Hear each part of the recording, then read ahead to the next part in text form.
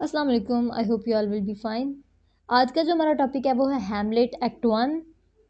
तो चलें स्टार्ट करते हैं सीन वन से। आधी रात का वक्त है, डेनमार्क सिटी है। जो कैसल ऑफ द सिटी है वहाँ पे जो गार्ड्स हैं वो अपनी ड्यूटी चेंज कर रहे हैं। यानी वहाँ पे जो जिन गार्ड्स की पहले ड्यूटी थी वो अब चेंज कर रहे हैं। फ्रांसिस्को नाम का जो गार्ड है उसकी ड्यूटी का टाइम ख़त्म होता है और बर्नार्डो वो अपनी ड्यूटी पे वापस आता है। जब फ्रांसिस्को वहाँ से वापस जाने लगता है यानी कि सोने के लिए, तभी वहाँ पे होरेशियो आता है एक और गार्ड के साथ। अब होरेशियो कौन है? होरेशियो फ्रेंड है प्रिंस ऑफ डेनमार्क यानी हैमलेट का बहुत अच्छा दोस्त है। वो नींद भरी आवाज़ में पूछता है गार्ड से, क्या तुम लोगों ने फिर उसे देखा है? ब्रैकलस जो है वो कहता है, जी हाँ हमने उसे देखा है, तभी तो हमने आपको बुलाया है। अगर जो होरेशियो को इस बात का यकीन नहीं होता तो तभी अचानक घोस्ट जो है वो उनके सामने यानी जो भूत है वो उनके सामने आ जाता है। हुरैशियो जब उस भूत को देखता है तो वो बिल्कुल उनका जो ओल्ड किंग जिसकी डेथ हो चुकी होती है बिल्कुल उसके जैसा होता है। हुरैशियो बहुत बुरा डरता है और बहुत ऊंची चीख मारता है और हुरैशियो का जो रंग है वो पीला पड़ जाता है और वो कहता है कि यकीनन डेनमार्क यानी इस सिटी में कुछ ना कुछ बुरा होने वाला है। अब जब ये सोच रहा होता है तो दोबारा से जब वो घोस्ट है वो आता है, यानी वो दोबारा से नमूदार होता है, सामने आता है और जो हुरैशिया उसकी तरफ चलना स्टार्ट कर देता है। हुरैशिया फिर बहुत ऊंचा चीखता है और चीख के कहता है कि रुक जाओ, वहीं पे रुक जाओ, और पूछता है कि वाई यू केम हेयर, कि तुम यहाँ पे क्यों आए हो। तभी वहाँ पे जो घोस्ट होता है वो इधर उधर बस देखता है और गायब हो जाता है। अब ये क्या करते हैं, जो हुरैशियो है वो सारी बात आके हैमलेट को बताता है, तमाम स्टोरी, क्योंकि उसे लगता है कि अब ये बात हैमलेट को पता होनी चाहिए। हो सकता है जो घोस्ट है उसके वालिद की तरह तो उससे बात करना स्टार्ट कर दे। यहीं पे स्टार्ट होता है सीन टू। तो हुरैशियो सारी सिचुएशन बताता है कि इसी तरह हमने घोस्ट को देखा है और वो बिल्कुल हमारे ओल्ड किंग हैमलेट की तरह नज़र आ रहा है। तो हैमलेट जब ये बात सुनता है तो वो कहता है कि मुझे उस घोस्ट से मिलना होगा, मैं उससे बात करना चाहता हूँ।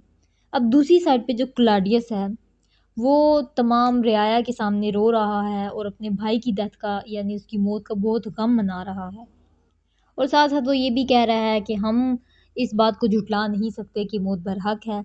और साथ ही साथ वो बताता है यानी कि वो कहता है कि मुझे पता है कि जो नॉर्वे का किंग है वो हम पे अटैक करना चाहता है, लेकिन मेरे होते हुए आपको कुछ भी नहीं होगा, मैं आपको पूरी तरह सेफ रखूंगा। यानी कि वो जिस तरह की तकरीर करता है वहाँ से ये साबित होता है कि फिलहाल क्लॉडियस के अलावा इस मुल्क को और कोई भी नहीं संभाल सकता।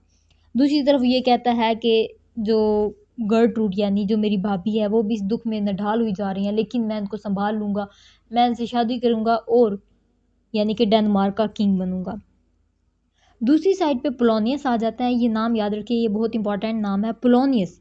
उसका बेटा लियर्ड्स वो अपने बाप से इजाज़त चाहता है कि मुझे फ्रांस जाना है। पोलोनियस लियर्ड्स की कोई किसी भी बात का इनकार नहीं कर सकता तो वो उसे इजाज़त दे देता है कि तुम जाओ। अब वहीं पे जहाँ पे वो क्लॉडियस तकरीर कर रहा था वहीं पे हमाशियो की एंट्री होती है। उसकी अजीब सी हालत, उसका उसने काला लिबास पहना हुआ है और उसकी जो आंखें हैं वो गम की वजह से नढाल हुई जा रही हैं। तो क्लॉडियस उसे तसल्ली देता है और कहता है कि ये तुमने अपना क्या हुलिया बना दिया है, और उसे बड़ी नसीहतें करता है कि हम इस बात को झुठला नहीं सकते, ये वो, और तुमने क्या दोबारा से पढ़ाई पढ़ाई लगा रखी है, तुम यहीं पे रहो, हुकूमत के मामलात को देखो, ये करो वो करो। तो जो गर्टरूड होती है यानी कि जो हैमलेट की माँ होती है वो भी उसकी तरफ देखती है और कहती है कि हाँ तुम्हें यहीं पे रहना चाहिए। तो जो हैमलेट है वो अपनी माँ की तरफ देखता है और कहता है कि मैं आपकी बात नहीं टाल सकता, तो वो वहीं पे रहने का इरादा कर लेता है। तो जब क्लोडियस ये बात सुनता है तो वो कहता है ये तो बहुत अच्छी बात है, इस बात पर एक जश्न होना चाहिए, ये वो, ये कहकर वो वहाँ से चला जाता है। हैमलेट वहीं पे अकेला रह जाता है, बाकी सब जा चुके हैं। हैमलेट बहुत उसका दिल परेशान हो रहा है तो वो वहाँ पे रोना स्टार्ट कर देता है और अपने बाप को बहुत ज़्यादा याद करता है। वो कहता है कि जब मैं कितना अच्छा होता था कि जब मेरा बाप यहाँ पे होता था, ये वो। और उसे जो सबसे मेन जो दुख था वो ये था कि उसके बाप के मरने के अभी थोड़े दिन बाद ही उसकी माँ ने उसके अपने मतलब हैमलेट के चचा से शादी कर लिया है। उसे ये बहुत ज़्यादा दुख था। तभी हिराशियो आता है और वो बताता है घोस्ट के बारे में और हैमलेट कहता है कि मैं उसे देखना चाहता हूँ, उससे मिलना चाहता हूँ। यहीं पे सीन टू ख़त्म होता है, सीन थ्री जो है वो स्टार्ट होता है। लियर्स जो है वो अपनी जो जर्नी पे जाने के लिए बिल्कुल तैयार खड़ा होता है, वो निकलने लगता होता है, यानी कि उसके डिपार्चर का टाइम आ चुका होता है। तो वो सबसे मिलते हुए जब ओफेलिया ओफेलिया अब लियर्स की बहन है, ये पोलोनियस की बेटी है और लियड्स की बहन है। तो वो ओफेलिया को एडवाइस करता है कि तुम हैमलेट से दूर रहना। वो प्रिंस ऑफ डेनमार्क है, हमारी और उसकी जो वैसे भी नहीं मिलती, ज़ात औकात भी नहीं मिलती, और वो एक अजीब किस्म का, यानी वो एक शहज़ादा है और वो कुछ भी कर लेगा लेकिन कुछ भी नहीं होगा। लेकिन तुम जो हो बहुत एहतियात से काम लेना, वो थोड़ा अजीब किस्म का बंदा है, उसके वो तो मतलब उसे तो कहीं कई बार मोहब्बत हो सकती है, लेकिन तुम एहतियात करना, उससे दूर रहना। तो जब पोलेनियस फिर लेड से मिलता है और उसे नसीहतें करता है कि तुमने अपना ख्याल रखना है, अच्छा लिबास पहनना है, मतलब ज़्यादा अजनबी से बात नहीं करनी, और उधार नहीं देना, अपने दोस्त को तो बिल्कुल भी उधार नहीं देना, क्योंकि अगर तुम अपने दोस्त को उधार दोगे तो पैसे यानी अपनी रकम और दोस्त दोनों से हाथ धो बैठोगे। तो लियड्स वहाँ से चला जाता है और उसके जाने के बाद पोलोनियस पूछता है ओफेलिया से कि तुम्हें लियड्स ने क्या कहा है।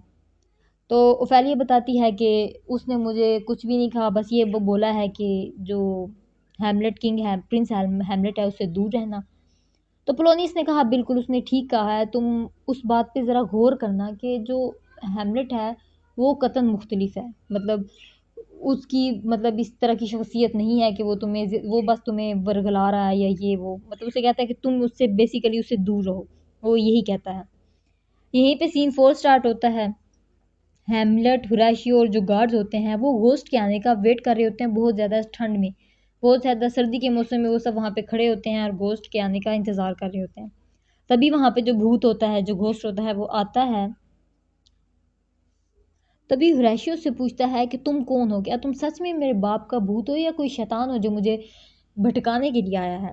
तब वहाँ पे जो घोस्ट होता है वो अपनी रियलिटी बताता है, वो कहता है कि मैं सच में तुम्हारे बाप का भूत ही हूँ। और फिर वो हैमलेट को कहता है कि तुम मेरे पीछे आओ।